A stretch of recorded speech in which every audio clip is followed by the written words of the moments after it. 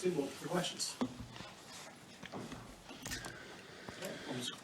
Talked about the issue of getting off to a fast start, but then guys not feeling so good about themselves, especially with kind of the degree of difficulty picking up this week. How, over the last 24 hours, so have guys responded to that? And do you see the same focus that they had maybe earlier in the year? Yeah, it was, yesterday was our off day, so first opportunity to get back on the floor this morning and had a good long film session like we do after every game with the cleanup, offensive, defensive cleanup. Thought guys were really locked in the film session, and then we went on to our first look with Duquesne and went out on the floor and put the game plan in and got up and down and had a good physical practice today. So this team is incredibly talented. These are two of the better guards that we will face all year with the way they shoot the ball, the freedom that they play with. They're a big pressure team, and it's a big opportunity to go out and see where we stack up against a pressure team like this. Loved everything that we did in the last game, but we got to put it behind us now. And, opportunity here moving forward to continue to get better. But there was a lot of positives in that game the other day. And, I thought we really shared the ball. I thought we took care of the ball. That was a big thing that we needed to do. Point of emphasis of getting better was taking care of the basketball. And, I thought early on we really imposed our will obviously on the glass and had 22 second chance points. That's huge. And, just continue to make the right play, time after, every possession. So, the biggest thing for me that was a little disappointing in that game was I thought we started to trade baskets with them in the second half. We have to continue to press, continue with the pressure. I think we got up 31 and they cut it back to 20 real quickly. And, that can't happen. You have to continue to, try to stomp them when they're down and extend that lead out. But overall, just a really complete performance for the most part, and something certainly we can build on. Is that more of a physical or mental thing when you go up 30 and start trading baskets? Yeah, I mean, you see it a lot, in this business, but you just again, we foul too much. That's one thing that we've done really well the last couple of years is defend without fouling. And, I thought we got him into the bonus quickly. Pope is a very crafty player. He did a really good job of getting locked up, getting tangled up, and getting himself to the free throw line. I thought Sam had a huge factor early on in really helping us flip that game. I think we were down 9-2, and he did a great job on Pope. Second half, he didn't do as good a job because of the fouling and putting him on the free throw line. But overall, the intensity, it just has to continue on. You have to continue, to keep your foot on the gas when you get the lead to where we got it, and certainly something we can learn from. You mentioned before Jawan worked a lot on his shooting while he was getting back from that injury. What's just the biggest differences you see in his complete game now compared to when you got it? Yeah, he is. He's really hunting his shot, and when he was working his way back from the injury, he really worked on his balance. When he first came here, he really shifted onto his left side. He still has a little bit of a weight issue getting onto that left, but not nearly as much as what it was when he first came here. So, looking back on it, when he had the injury, and it was pre-existing, if you watched Juwan early last year, he played in a harness. And, he had it in the Illinois game where it got wrenched back when he went up for a rebound, and that's what ended up tearing it. So, the thing about Juwan, he worked very hard and did a lot of one-hand shooting, which is important when you're trying to improve your shot, especially with your balance. And I'm proud. I'm as proud of Juwan as I've been of any player, as the way he has continued to work, just to see that smile on his face every day that he steps into the gym. And I'm really happy for him for all the hard work that he has put in to get himself where he is today.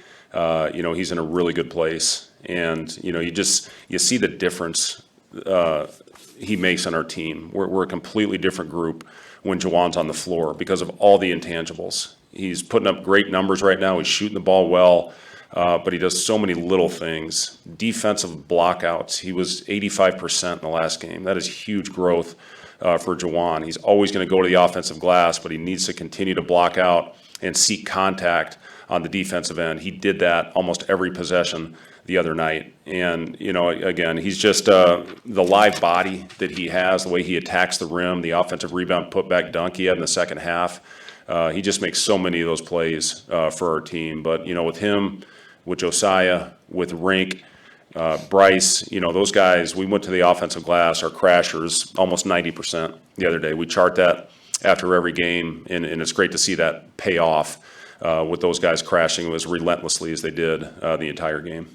How encouraged are you that offensively you've averaged over 80 points a game, but Casey's still kind of getting his feet under him? The fact that you have that much offensive versatility, you're not solely relying on him like you were at the end of last year. Yeah, we need to get him going, and it was good to see him hit those couple threes in the second half. But we do. We've got a lot of guys that can step up and look at Bryce's 25 the other day. Rink gives us an inside-out presence with his ability to score all over the floor. Josiah with the offensive rebounds, putbacks. CJ coming off the bench. I think we've had 5 different leading scorers so far. So that shows you, I think, the versatility that we have on this team. And, there's going to be a game, Casey, makes 6 or 8 threes. It's just the type of firepower that he is capable of going off on any night. And, he's continuing to play well in practice. And he's still working his way back into shape. I mean, he had pretty much 2 practices, a practice and a half, before he got back on the floor. So he's still working himself into game shape. And, I'm looking forward to seeing him go off one of these games. What specifically did you like about Bryce's? Yeah, I like Bryce's aggressiveness. That's the thing. And it started the previous game in the second half. He had 16 of his 17 points in the second half in the previous game. Hell, I don't even remember who we played. Who did we play, Amy? Stony Brook, yeah. So, he goes off and scores 16 of his 17 and really hunted his shot. That's what I liked. And I like the offensive rebounding. He's getting better in that area, more consistent in that area. And he can work in the post a little bit as well with his size advantage that he has a lot on the perimeter. So, yeah, it's good to see Bryce get it going, play with confidence, and we're going to need that out of him all year. With Jawan, what do you see as his outlook and role for this year? Obviously, he started last year, but he's been kind of an energy guy off the bench in these past 2 games. What do you see for him moving forward? Yeah, I mean, I've liked how our lineup has looked. He gives us a huge spark off the bench. I thought our bench guys were terrific in that first half in really helping us build that lead. Not only Jawan, but Sam, CJ, Jaron. I thought all those guys came off and gave us really good minutes. And again, it's, the whole thing for me, my hardest job right now is my rotation. And, there's guys that played a lot of minutes, might play a lot of minutes one night, not as many the next. It might be matchups, might be the flow of the game and how things are going. So, that just has to continue to, be an unselfish group, which I know it will be, just with the makeup of these guys, and continue to go out there and, be all in it for one. And, hopefully put ourselves in a great position at the end of the year. But there's going to be different roles on different nights for these guys, depending on how the game is going. And our guys have bought into that so far. Hey, curious, you're talking about being up 31 and only winning by 21.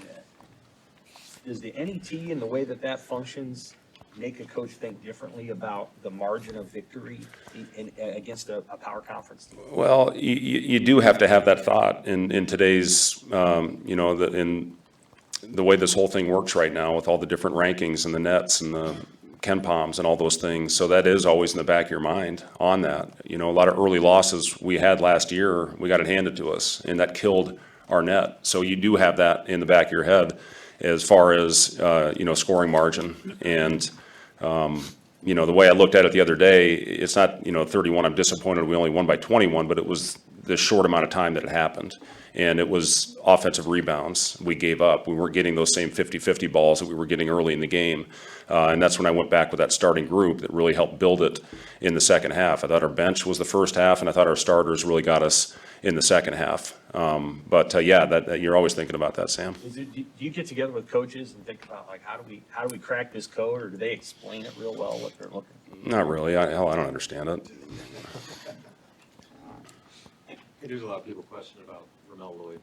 He's tweeting that he's healthy, but he's still not playing. Do you have an update on just what his situation is? Yeah, Ramel had a really good practice today, and still working himself back into in a really good shape. We'll see tomorrow how he does, and we'll just continue to go day by day with Ramel. But I was proud of him. He had a really good day of practice today. Coach? Yeah, it's obviously not with your program anymore, but Emmanuel Vanderbilt's getting really close to being 100% healthy. What do you tell teams that are asking about him? One of the greatest culture guys that I've ever been around, one of the hardest workers, one of the best defenders, on-ball defenders that I've coached at any level. A guy that can make shots. He didn't shoot at a high percentage last year, but he certainly is a guy that can make shots. It's great to see him back. He's getting workouts. He was in there this morning with Kurt Joseph, our strength and conditioning coach, getting a great workout in. He brought a couple of our guys, sat down with them, and was talking to them. So, just want to see that kid have a great career. And I think he has a bright future just because of the type of kid he is, his work ethic, his athleticism, and, he's going to get a chance to play somewhere. I don't know where at this point, but, it's all about taking advantage of opportunity and continuing to work your way up. And I know Emmanuel will do that because of the type of kid that he is. All right, thank you, guys.